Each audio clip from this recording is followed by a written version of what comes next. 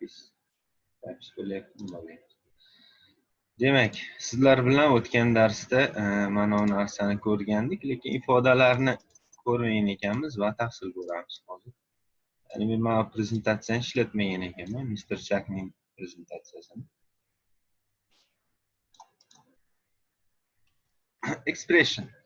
Expression bu ifoda degani. Expression ifoda edilishmasin. Boshqacharoq narsa bergan.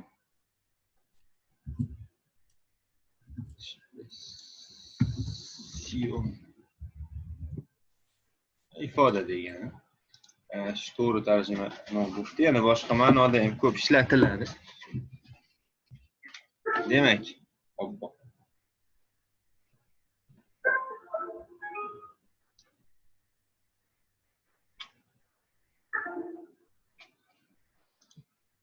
Alo, eshitilyaptimi? Men internet uzilib qoldi. Alo. Ha, eshitilyapti Abdurahmon. Internet hozir nimagadir uzilib qoldi. Demak, birinchisi raqamli ifodalar. Bir chekkadan ko'rib chiqishimiz kerak o'rtoqlar buni. Juda ham har bittasiga bittadan misol keltirib o'tib ketamiz. Mana bu yerda aytayapti, bu eng muhimi, chunki matematik ifodalar bunda matematik ifodalar orqali, demak, biz kompyuterni gapirishini ishlatilamiz, ya'ni kompyuterni gapirtiramiz umuman. Va bular nimalar? Yig'inda qo'shish, ayirish, ko'paytirish bo'lish tushunarli. Power deyapti, bu darajaga ko'tarish. Va modulli bo'lish. Mana bu modga to'g'ri keladi. Ya'ni bo'lib turib qoldiq qismini olamiz. O'chirib tashlayman. Printni o'ziga ishlatsam ham bo'ladi. Biz o'zgaruvchilarni ko'rganmiz. Kelinglar. O'zgaruvchini yana esga solishimiz uchun mana bunday qilaylik. Demak, s barobar. Mana shuni hammasini ko'rar ekan. Yig'inda tushunarli, endi 12 plus 24 45 bu tushunarli qo'shadi. Butunni qo'shadi. Yana bir narsani aytib o'tib ketaman, e'tibor beringlar. Mana bunday qilaylik-da. Bir narsani aytib, keyingi nimada chiqadi? Prezentatsiyada, lekin biz qilib ketamiz shu narsani. Qarang. Mana qo'shyapman va integer. Agar men mana bunga 0 qo'shib qo'ysam, nuqta 0, ya'ni 45.0 qo'shib qo'ysam,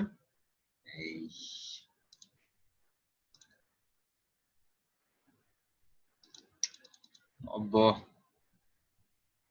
45.0 qo'shib qo'ysam, sirasi quvatga o'tib qoladi, ya'ni realga o'tib qoladi. Ya'ni tipini ham berib ketamiz shu yo'lda. Demak, yig'inda demak tushunarli. Mana bu yerdagi ifodada real sonlar qatnashsa, natija albatta realda chiqadi. Endi tiplar moslashuvini ham biz o'rganib ketishimiz kerak, keyinchalik bu narsa bizga kerak bo'ladi. Mana operator juda ham ko'p joyda foyda beradi. Bu operator JavaScript ham bor. Demak, ayirma bu tushunarli. Ko'paytmani ham demak ishlatib ko'rishimiz mumkin. Bu holatda bu ham xuddi shunday integer chiqaradi. Agar nuqta 0 degan bo'lsak, demak real son chiqaradi. Keyin yana shu yerda farqlarini, ko'paytma kelganda farqlarini aytib o'tib ketaman. Pascalda masalan integer sonda u anosi chegarasi uncha katta emas, ya'ni kattaroq son kiritsak, kattaroq son kiritadigan bo'lsak, u ko'paytira olmay qoladi. Bunda mana juda ham katta son kiritsak ham mana natija chiqyapti, e'tibor beringlar. Endi bu bilmadim, uni sinab ko'rib bo'lmay, kalkulyatorga ham sig'maydimi, sig'adimi bilmadim. Xullas juda ham katta sonlarda ham mana demak natija chiqaveradi. Bu necha xonali son ham bilmadim to'g'risi. Buni ham chiqaring. Demak, nima olganda ishlaydi. hozir matematik expressionlar haqida gaplashyapmiz. Undan keyin yana boshqa satrli, boshqalarni yana o'tgan darsda tez aytib o'tib ketganman. Yana nima qilamiz? Yana to'g'ri kelib qolgan payt yana eslatib o'tib ketaman. Bo'lishda albatta demak menimcha float son chiqadi. Chunki bu narsa Pascalda ham bor, boshqa dasturlash tillarida ham bor. Bo'lish operatsiyasida albatta demak nima son chiqadi? Real son chiqadi. Endi savol bo'lishi mumkin, qanday qilib buni nimasini o'zgartirishim mumkin, tipni ham o'zgartirish haqida gapirib o'tib ketishim mumkin. Mana shu yerda s ni o'ziga yoki masalan kelaylik sal qilaylik, a bo'lsin. S ga barobar bo'lsin-da. Buni integerga o'tishimiz uchun shunchaki intni ichiga olib qo'yamiz bo'ldi. Juda ham oson.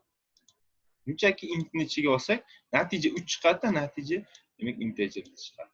Shunchaki tiplarni almashtirish, hali bunga ko'p kelamiz biz. Ya'ni tipni o'zgaruvchi tiplarni almashtirish ham bizda anchagina qulay bo'lar ekan. Bu narsa anchagina sodda bo'lar ekan. Demak, buni olib tashlayman. Qachondir shunaqa vaziyat kelib qolsa, demak, sonini o'zgartiramiz. Power eng menga yoqqan jihat mana shu yer, power ya'ni darajaga ko'tarish. Shunchaki ikkita ko'paytiruvchi kvadratdagi. Kichikroq son aytaylik, 7. 7 ni kvadrati. 49. Integer. Yana bir narsa shunaqa bir marta shunaqa savol bo'lib qoluvdi. Ildizni qanday yozamiz? Ildizni ham shunchaki oson ekan, o'rtoqlar. Qavsga olamizda. Masalan, taqsim 2 qilamiz bu. Matematika. Irratsional son chiqadi. Ya'ni darajaga ko'tarishda bilasizlar buni, agar kasr daraja bo'lsa, kasrli daraja bo'lsa, bu kvadrat ildizi o'z-o'zidan ma'lum, bizda matematikada bor. Shunchaki qavsga olib o'sha nimani yozib qo'yar ekanmiz, bo'ldi, o'sha ildizni yozib qo'yar ekanmiz. 2 dan 1.4 shunaqa chiqardi. Mana 1.4 o'sha uchun narsa. 1.141 ana shunaqa chiqardi. Eng yoqqan taraf mana. Mana 2. Точный chiqaradi. Mana shu narsa Pascalda anchagina qiyin edi. Bir narsalar qilish kerak edi. Eksponental logaritm, natural logaritm bir narsalar qilib olish kerak edi. Bunda mana osongina ekan. Ko'paytirish. Keyin shu yerda yana qo'shim buni o'taylik. Remainder degani bu qoldiq. Main degan asosiy nimasi. Mana shunaqa qilib demak darajaga ko'taramiz. Endi keyingisi remainder, ya'ni qoldiq. Masalan 1 yo 3. Boshqacha son olaylik. 15 6. Gulbahor opa. Zoom qani? Avvalgi zoomda.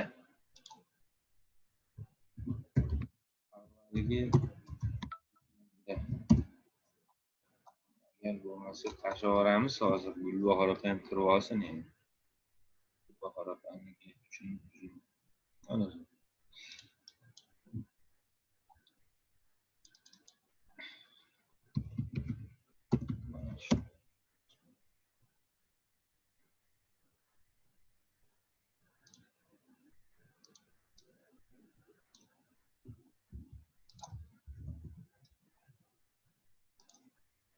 demak, mana shu narsa e'tibor beringlar mana. Mana demak integer chiqyapti.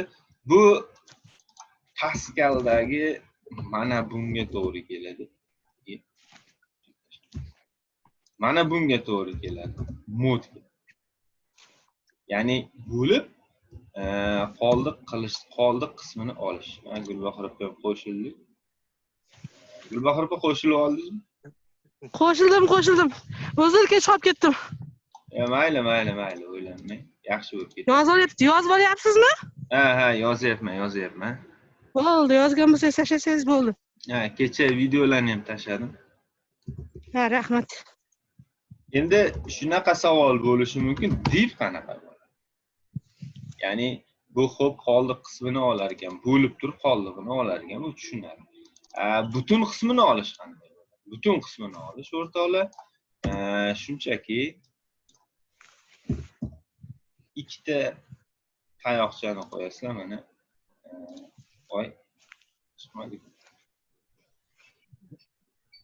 To'g'ri. 15 ichida ikkita-ku. Men ham charchadim shekilli.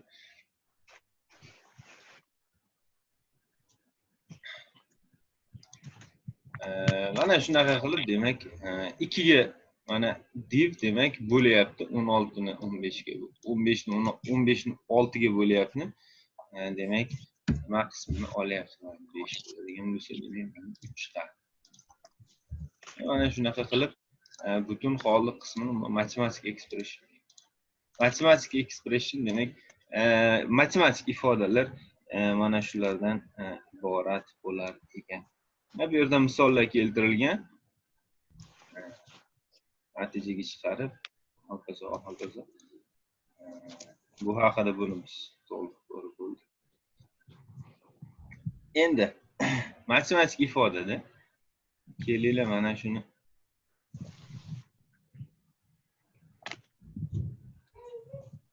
shuni yozaylik, nima chiqargan. 1+2 ko'paygan 3 arilgan 4 qism 5 va 6.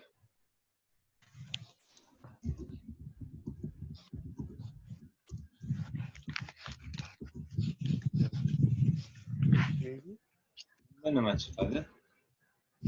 Ko'ramiz. 6.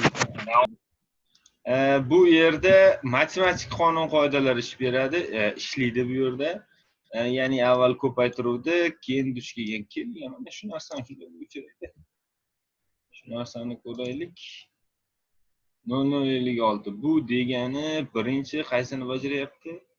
Darajani bajaryapti. Birinchi darajani demak bajaryapti. Xuddi shunday matematik qonun qoidalar ham bu yerda ishlaydi. Darajani bajaryapti.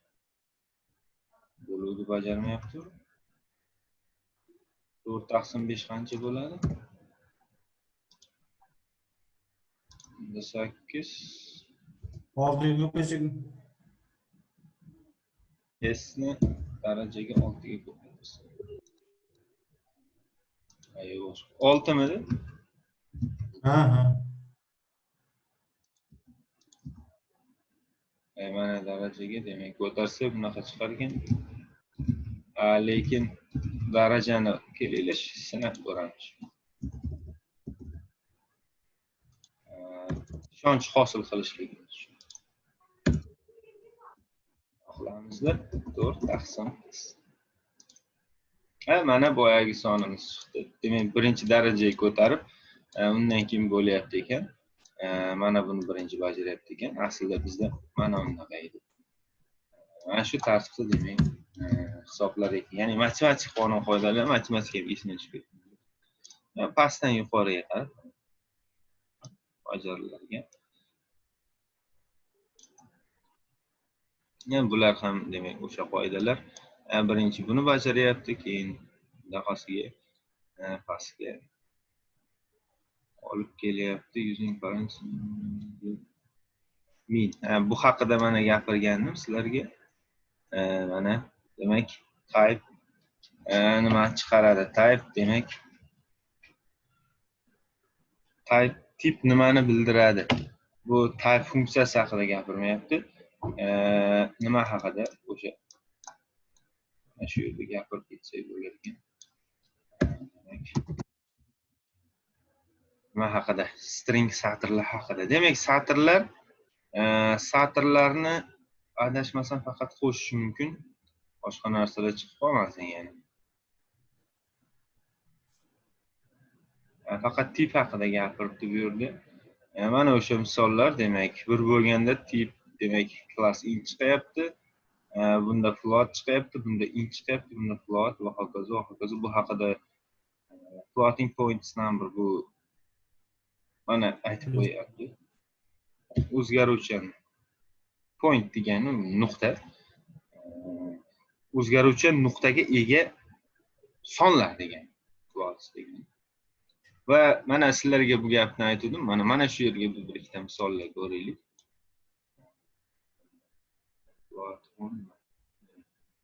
Mana shu joyiga bir ikkita misollar ko'raylik, ya'ni nima qilish, konversiya qilish yoki konvertirovat qilish, tiplarni o'zgartirish. Haqiqatan ham mana shu joy juda ham oson. Masalan, tipni o'zgartirish haqida masalan 9 bo'lsin. Tiplarni o'zgartirish nimada satrdan nimaga o'tish yoki boshqa bu masalan realdan integerga o'tish men bilmayman, masalan Pascalda. Delphida ham yo'q menimcha. Lekin satrdan realga yoki satrdan integerga bor, str to float agar eslasalaring, str to float bu funksiya edi o'rtoqlar. Endi biz ham funksiyani ishlatamiz. Str to int, str to float bor edi. Nimada Pascalda ham bor edi, bu val edi. Val bilan str degan ikkita funksiya bor edi. Demak, val deb turib, value nimaga aylantirib berardi bu? A virgül s degan bo'lsak, adashmasam nimaga aylantirib beradi bu? Butun realga yoki integerga o'girib berardi. Lekin string bu demak satrga o'girib berardi. Bunda shunchaki oson ekan. Mana e'tibor beringlar. Mana 199 float chiqyapti. Xuddi shunday, demak bittasini o'girsak bo'ldi. Endi boyagi narsani ko'ramiz. Intda ko'raveraylik. Mana demak 99 deymizda 99 ni apostrof ichiga yozamiz.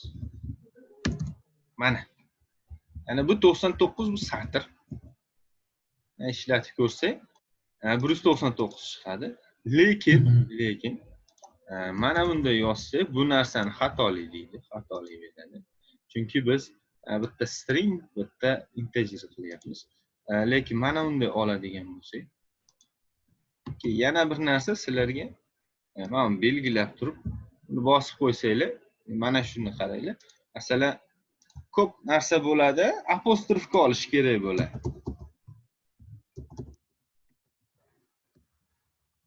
Masalan, mana shu narsani apostrofga olish kerak.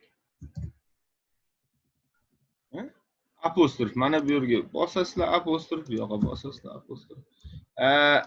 Nimada Pythonda unaqa emas.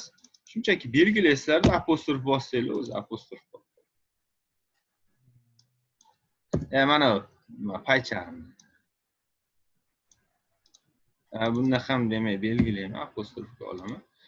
Endi demak mana bunaqa uzun son chiqadi. Buni aytdim. Va konvertatsiya mana shu yerda string chiqyapti. Bu yerda demak bemalol konvertatsiya qilib olaveraman. Chiqqandan keyin masalan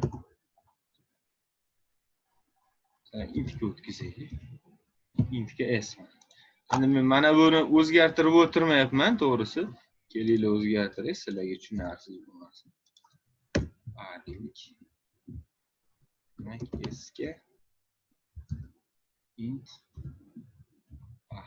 demak a o'zgaruvchini mana bunga yozib qo'ydim. Mana integer son chiqdi. Demak bu to'liq integerga o'tib ketdi. Lekin mana bunaqa holda xatolik beradi. Masalan, a ni qo'shib qo'ysam. Mana xatolik beradi. Demak bu narsa qilib bo'lmaydi. Bilasizlarmi nima? Mana shuni qandaydir bir buni endi bir boshqa bir varianti bor. Keyinchalik regularniy выражениеda ko'rib o'tamiz. Ya'ni 100 ni o'zini ol. Masalan, mana bu yerga sonlar yozilib tursa ham, faqat sonlar o'zini olish degan, demak regularniy выражение degan narsani keyin ko'ramiz. Bunda oson bo'ladi. Lekin men ko'rganman JavaScriptda Ana shu yerga agar birorta raqam biror narsa bo'lsa, faqat nimani butunni o'zini oladigan variantlarni ko'rgan. No, Pythonda ham qilsa bo'ladi. Regulярный выражениеda. Regulярный выражение bilmadim nima deb tarjima qilishni. Regulярный выражениеda demak, bu narsa bor. Davom etamiz.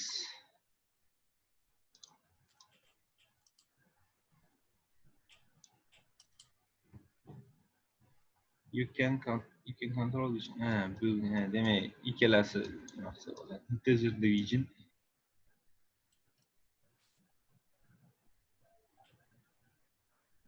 Floating point result.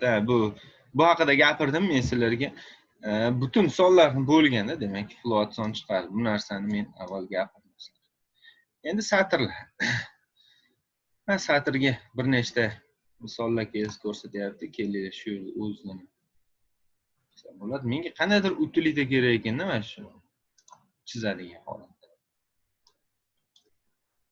Buni hal topib qo'yaman. Demak, mana bu yerda demak satr deb chiqyapti. Hozir buni ko'rsatdim sizlarga. Lekin mana bu narsada xatolik beradi mana. Men ham buni hozir sizlarga ko'rsatdim.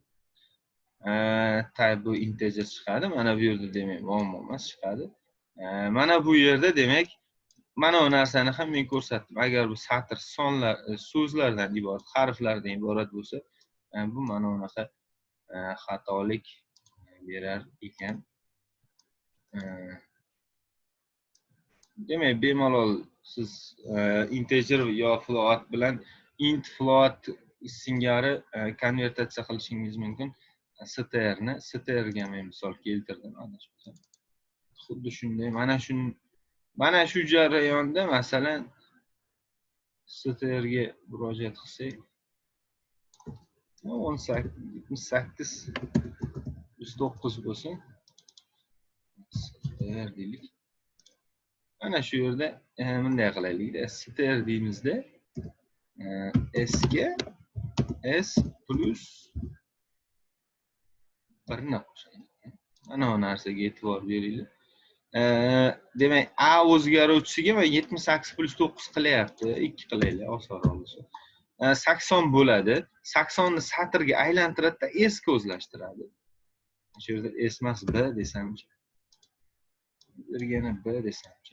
Endi b oxirida demak mana ko'rib turibsizlar. Mana qaranglar 801 bo'lib ketyapti. Bu satrda chiqyapti faqat natija. Bu yerda mana 80 chiqadi. 80 ni demak endi mana bu yerda b ga satrga aylantiradi. Mana shu yerda demak mana unaqa apostrof ichidagi mana bunga aylanib qoldi. B o'zgaruvchimiz va ikkalasini qo'shgandan keyin demak 801 emas, endi buni boshqacharoq aytish kerak. 801 mi? 801 mana shunaqa aytish kerak bo'ladi.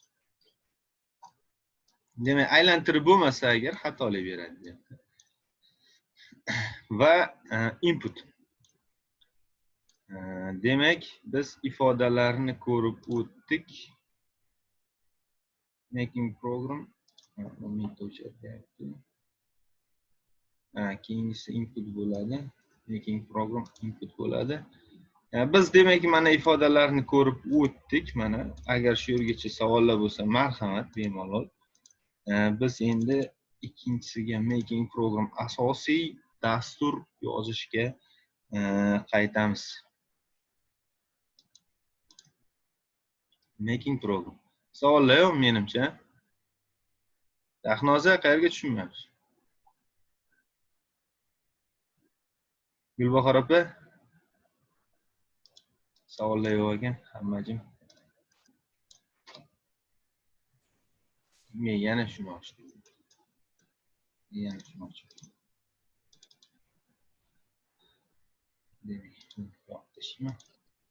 Making program. Kommentlar haqida gapirib o'taman. Yana eslatib ketaman sizlarga endi gap kelganda. Kommentlar demak mana bu sharp belgisidan keyin yozilar ekan. Bu bir qator bo'ladi faqat. Любой joyga sizlar komment qo'yishinglar mumkin. Sharpdan keyin mana bu sharp deylar, mana sharpdan keyin komment yozishinglar mumkin bo'ladi. Kommentlar boyaga nimanidir tushuntirish uchun mana nimanidir tushuntirish uchun yoziladi. Bu yerda nima bo'layapti, bu yerda nima bo'layapti masalan. Nimalar olinyapti. O'sha narsani bu уже bunga o'tib ketyapti. Va endi sizlarga bir necha qatorli komment kerak bo'ladigan bo'lsa, mana endi buni o'tyapmiz. Bir necha qatorli komment kerak bo'ladigan bo'lsa, nima qilardik? Shahnoza o'tgan darsda aytdim. Allo. Allo. Vaqt aka? O'tgan narsa yo'qmi? Ha, yo'qmi deysiz? Shahnozaga aytib yuboring. Eshitmayapti. Nimani? Bir qancha qatorli komment kerak bo'lsa. Internet yaxshimi? Sizni ham ovozingiz uzilib kelyapti-da, Abdurahmon aka. Boshqalargachi? Yaxshi. Yaxshi eshitilyapti. Shahnoza sizda yo'q muammo? O'zida internet. Mendami hozir shu internetim nimamasdan.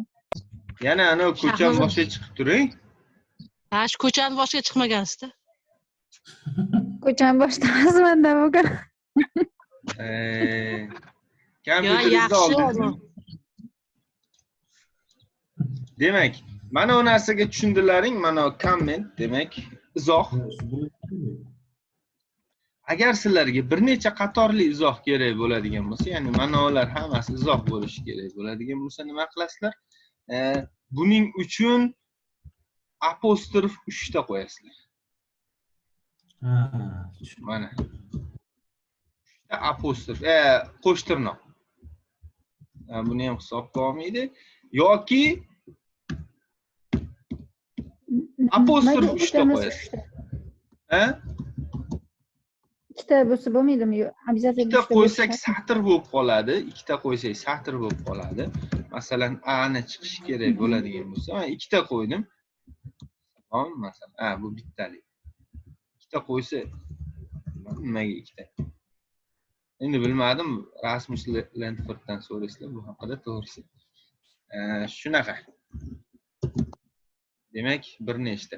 Va yana bir narsa o'rtoqlar, mana shunisi. Mana shu men boshqa kompyuter sotib olishim kerakmi? Mana shu yerda mana shuni o'chirib turaylik. Mana bu narsaga e'tibor beringlar. Demak, izohda aytdim, bir necha qator, demak, buni eslab qoldinglar.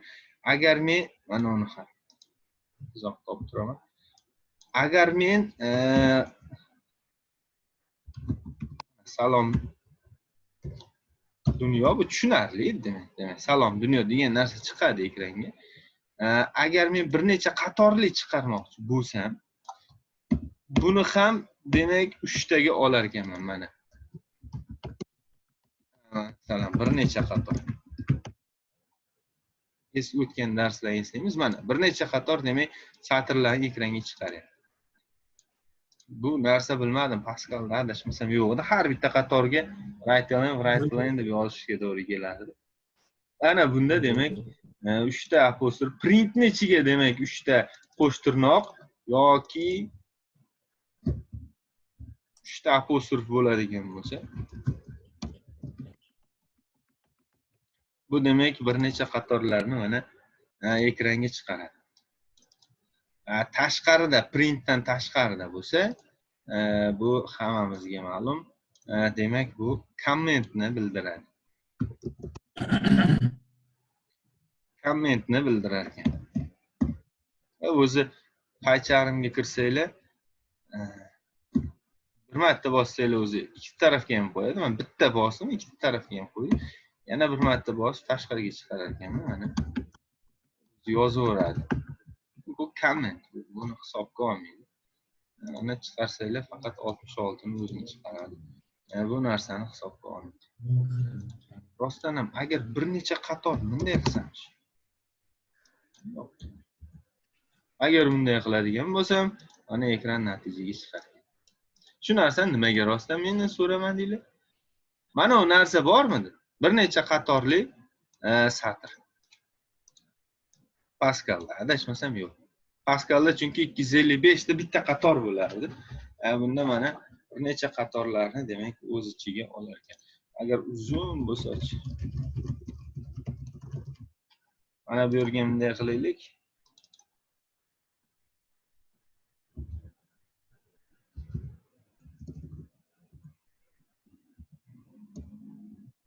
Lens.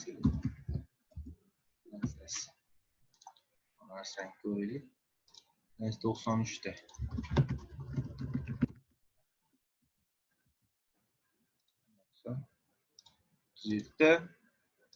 Va bu adashadigan. Chunki bu yozib turibdi. Bunday qilamiz. Bunday qilsam, mana men sizlarga ko'rsatmoqchi bo'lgan narsa. Nimani ko'rsatdim hozir? Mana funksiyani keyin ko'ramiz. Bu lens, ya'ni s ni uzunligini ko'rsatadi. Qaranglar. 218 ta, ya'ni nimada? Pascalda bu 255 ta edi. Mana sizlar Pythonda ko'rib turibsizlar. 318 ta demak uzunlikni ham ko'rsata olyapti. Mana 471 ta uzunlikni ham demak Python nima qila olar ekan? Ko'rsata olar ekan.